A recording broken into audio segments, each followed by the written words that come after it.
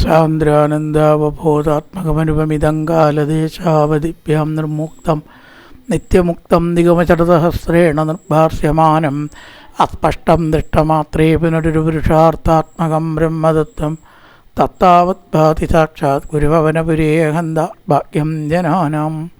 നമസ്കാരം.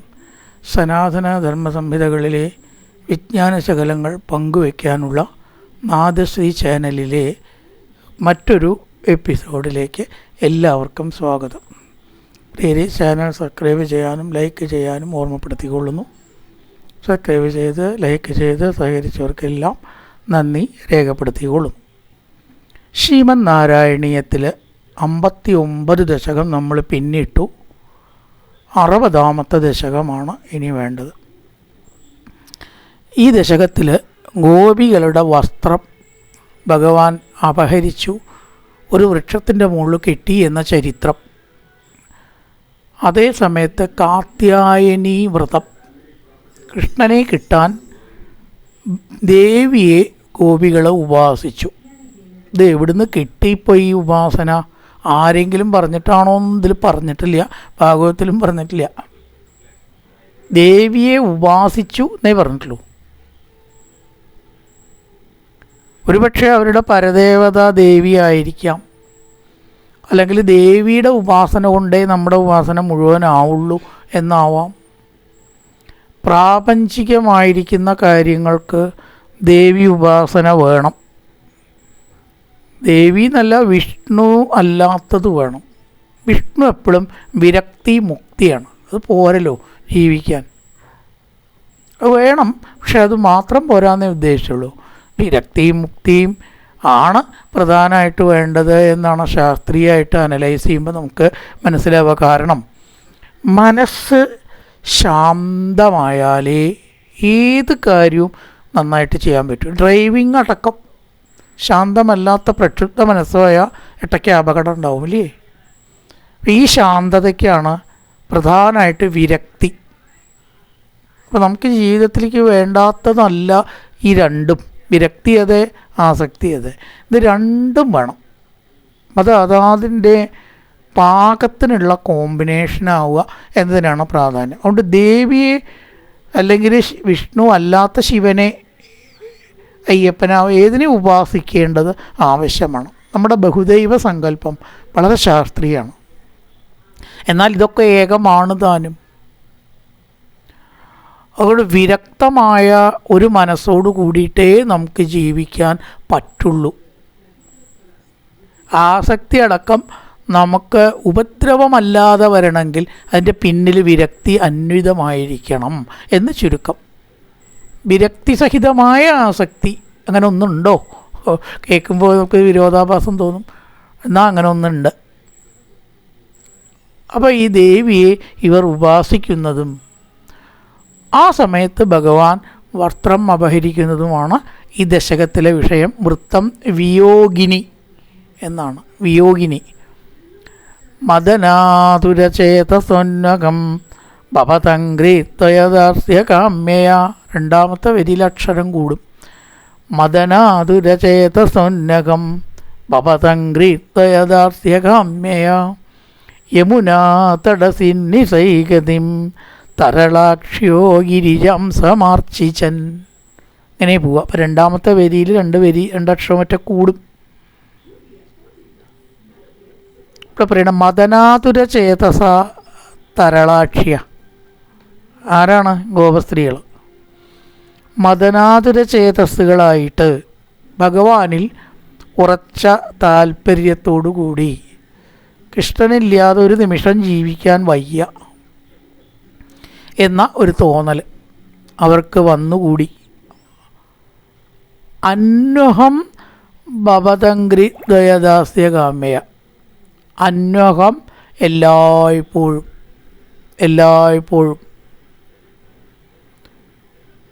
അങ്ങയുടെ പാദത്തെ സേവിക്കാനുള്ള ആഗ്രഹത്താൽ.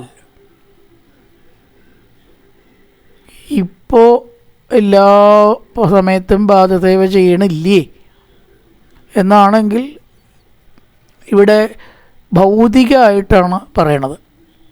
ആത്മീയമായിട്ടിപ്പോൾ നമ്മളൊക്കെ കൃഷ്ണപാദ സേവ ചെയ്യണവരാണ്. അത് സേവ വേറെ, ഭജിക്കുക എന്നർത്ഥമേ അവിടെ വരുന്നുള്ളൂ അല്ലേ.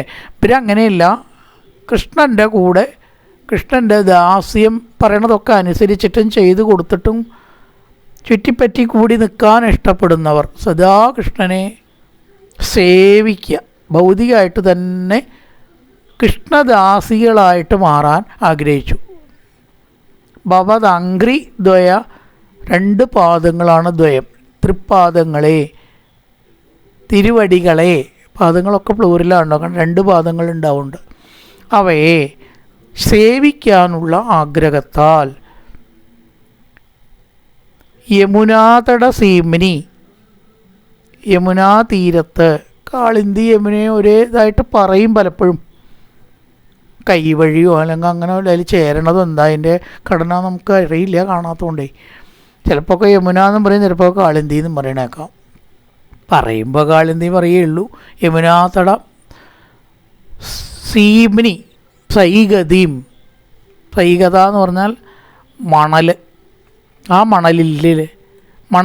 മണൽ കൊണ്ട് ഗിരിജാം സമാർച്ചിച്ചൻ, ഗിരിജ ദേവി പാർവതി, പർവ്വതത്തിൻ്റെ മകളാണ് ഗിരിജ പാർവതി. ആ ദേവിയെ ഉപാസിച്ചു. പാർവതിയാണ് സാക്ഷാൽ ദേവി എന്നാണ്. ചന്ദ്രക്കല ഉള്ളതും ശിവൻ്റെ പത്നി എന്നൊക്കെ പറയണില്ലേ, സിന്ദൂരാരണ വിഗ്രഹത്തിലൊക്കെ പറയണ്ട ഈ മൗലിയിൽ ചന്ദ്രക്കലയുള്ള കഥ. അപ്പം അത് ശിവപാർവതിയാണ് യഥാർത്ഥ ദേവി എന്നാണ് സങ്കല്പം. ശിവപ്രിയ, ശിഷ്ടേട്ട, ശിഷ്ടപൂജിത എന്നൊക്കെ പറയണു ലളിതാർത്ഥം. അപ്പം ഗിരിജാം ആണ് സാക്ഷാൽ പരാശക്തി ആയിരിക്കുന്ന ദേവി. ദേവിയെ പൂജിച്ചു, ഫിസിക്കലായിട്ട് തന്നെ പൂജിച്ചു, മണൽ കൊണ്ട് വിഗ്രഹം ഉണ്ടായിട്ട്. തരളാക്ഷ്യ ഗോപസ്ത്രീകൾ മദനാതുര ചേതസ, കൃഷ്ണനിൽ ആസക്തി വർദ്ധിച്ച് അന്വഹം ഭവതംഗ്രി ദ്വയദാസ്യകാമയ, എപ്പോഴും കൃഷ്ണസാമീപ്യം ആഗ്രഹിച്ചിട്ട് യമുനാതട സീമിനി സൈഗതീം ഗിരിജാം സമാർച്ചിജൻ, യമുനാതട തീരത്ത് മണൽ വിഗ്രഹം ദേവിയുടെ സൃഷ്ടിച്ച് പൂജ നടത്തി. ഇതാണ് കാത്യായനി പൂജ. ഭാഗവത്തിൽ ആ പ്രാർത്ഥനയൊക്കെ പറയും, കാത്യായനി മഹാമായേ മഹായോഗിന്യധീശ്വരി നന്ദഗോപസുതം ദേവി പതിമേ കുരുതേ നമ. ഇതി മന്ത്രം ജപൻ അല്ലേ, ഈ മന്ത്രം ജപിച്ചിട്ടാണ്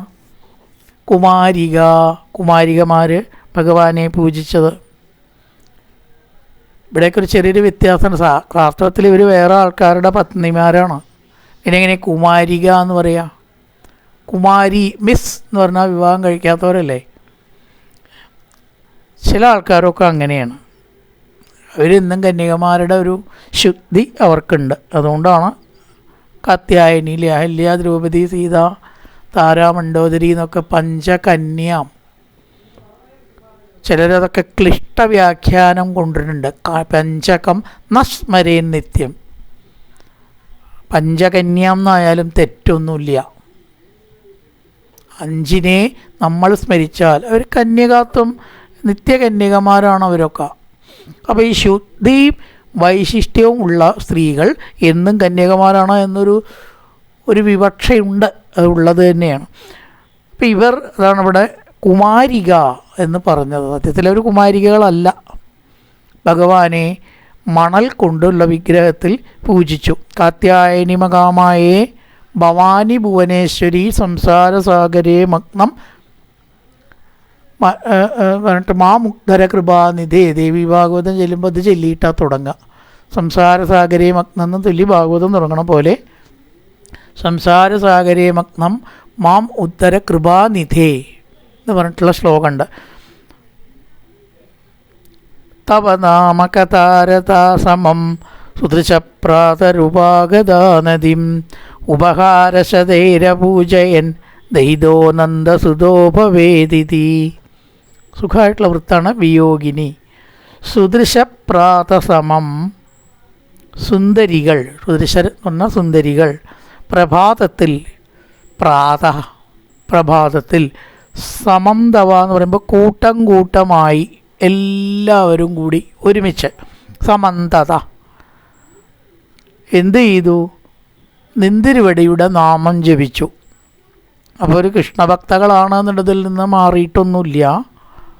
പക്ഷെ ആ കൃഷ്ണഭക്തിക്കും പ്രതിഷ്ഠ കിട്ടണമെങ്കിൽ ദേവി അനുഗ്രഹം ഉണ്ടാവണം എന്ന നിലയ്ക്കാണ്. അത്രയേ ഉള്ളൂ. തവ നാമകഥാരതാഹ, നിന്തിരുവടിയുടെ നാമങ്ങളും കഥകളും കീർത്തനം ചെയ്തുകൊണ്ട് കൃഷ്ണകഥ ആലപിച്ചും കൊണ്ട് തൽപരകളായി എന്ത് ചെയ്തു? നദീം ഉപാഗത, നദിയുടെ അടുത്തേക്ക് ചെന്നു. കാളിന്തി നദിയിലേക്ക് പോയി. എന്നാൽ യമുനാ നദിയിലേക്ക് പോയി. ഇവിടെ കാളിന്തി എന്ന് പറഞ്ഞേക്കണു, കണ്ടോ? ഇവിടെ കാളിന്തി എന്നാണ് അർത്ഥം കൊടുത്തിരിക്കണം വനമാല വ്യാഖ്യാനത്തിൽ. അപ്പോൾ യമുനയും കാളിന്തിയും ഒന്നാണെന്ന് വേണമെങ്കിൽ എടുക്കാം. പോഷക നദിയായിട്ടും ആവാം, അങ്ങനെയാവാം. കാളിന്തി നദിയുടെ തീരത്തെത്തി. നേരത്തെ യമുനാ നട എന്നാണ് പറഞ്ഞത്. യമുനാ തട സീംനി സൈഗതീം എന്നും പറഞ്ഞു. ഉപഹാരശതൈഹി, ഉപഹാരം ഭഗവാന് പൂജയായിട്ട് കൊടുക്കുന്ന വസ്തുക്കൾ, പുഷ്പം, മാല, ധൂപദീപങ്ങൾ, നിവേദ്യം, ഇങ്ങനെയുള്ള പൂജാദ്രവ്യങ്ങളെ മൊത്തത്തിൽ ഉപഹാരശതൈഹി, ശതം എന്ന് പറഞ്ഞാൽ അവിടെ 100 എന്നാണ് വാക്കിൻ്റെ അർത്ഥമെങ്കിലും അനവധി നർത്തെടുത്താൽ മതി. വിവിധ ഉപഹാരങ്ങളെ കൊണ്ട് ഭഗവതിയെ പൂജിച്ചു. ഉപഹാരശതൈ നന്ദസുത ദൈത ഭവേത്, കൃഷ്ണൻ ഞങ്ങളുടെ ഭർത്താവായി തീരണമേ. ഭർത്തൃസ്ഥാനത്ത് എന്ന് പറഞ്ഞാൽ ഭരിക്കുക എന്ന് മാത്രമല്ല, ഭർത്താവ് ഈശ്വരൻ എന്ന അർത്ഥത്തിലാണ് ഇവിടെ കാണുന്നത്. അപ്പോൾ ഭഗവാൻ എപ്പോഴും ഞങ്ങളുടെ രക്ഷിതാവായിട്ടുണ്ടാവേണമേ. ഞങ്ങളുടെ പരിപൂർണ രക്ഷാകർത്തൃത്വം ഭഗവാനിൽ സമർപ്പിക്കാനായിട്ട് ഞങ്ങൾക്ക് കഴിയണമേ. കൃഷ്ണൻ അത് ഏറ്റെടുക്കുകയും ചെയ്യണം. ഇതാണ് അവരുടെ താല്പര്യം. അതാണ് ദൈതോ നന്ദസുത ഭവേദിതി, ദൈതോ നന്ദസുതോ ഭവേത്, നന്ദസുതോ ദൈതോ ഭവേത് ഇതി. നന്ദസുതനായിരിക്കുന്ന കൃഷ്ണൻ ഞങ്ങളുടെ ദൈതൻ, രക്ഷിതാവ് ആയി തീരണമേ എന്ന് പ്രാർത്ഥിച്ചുകൊണ്ട് ദേവിയെ അവർ നന്നായി പൂജിച്ചു. തവ നാമകഥാരഥാസമം സുദൃശപ്രാതരുപാഗത നദീം, നദി കാളിന്തി എന്നാണ് ഇവിടെ. ഉപഹാരശതൈരപൂജയൻ ദൈതോ നന്ദസുതോ ഭവേതിതി മദനാതുരചേതസോന്നഹം ഭവതംഗ്രി ത്വയദാസ്യകാമ്യയ. പാദവിന്ദങ്ങളെ സേവിക്കാൻ ആഗ്രഹിച്ചിട്ട് യമുനാതടസീംനി സൈകതി മണൽ യമുനാ നദിയിലെ മണൽ തീരത്ത് തരളാക്ഷ്യോ ഗിരിജാം സമാർച്ചിച്ചൻ, സുന്ദരികളായ ഗോപികൾ ദേവിയെ പൂജിച്ചു. ഗിരിജ ദേവിയെ പൂജിച്ചു. സമാർച്ചിച്ചൻ തവ നാമകഥാരഥാസമം സുദൃശപ്രാതരുപാഗതാ നദീം, നദിയെ പ്രാപിച്ച് ശിരകഥകൾ ആലപിച്ചും കൊണ്ട് ഉപഹാരശതൈര പൂജയൻ ദൈതോ നന്ദസുതോ ഭവേതിതി, നന്ദസുതൻ ഞങ്ങളുടെ ദൈതനാവേണമേ, രക്ഷകനാകേണമേ എന്ന് പറഞ്ഞുകൊണ്ട് പല ഉപഹാരങ്ങളും പൂജാദ്രവ്യങ്ങളെ കൊണ്ടും ദേവിയെ പൂജിച്ചു. ശുഭദിനാശംസകളോട് കൂടിയിട്ട് നിർത്തുന്നു. നമസ്കാരം.